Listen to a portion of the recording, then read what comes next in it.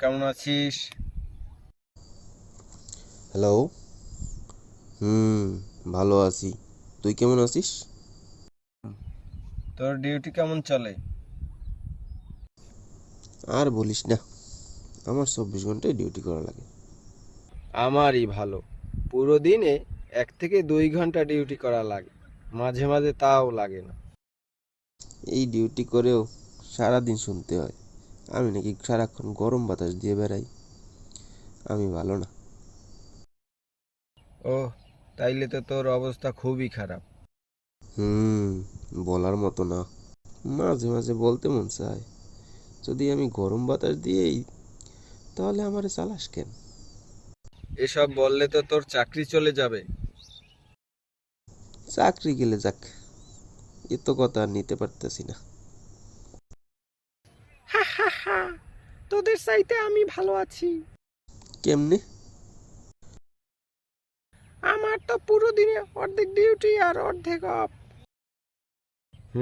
তুই ভালো। আর আমার তো ডিউটিই নেই, আমায় যে কেন লাগাইয়ে রাখছে বুঝি না। সারা বছরে 1-2 বার চালায়।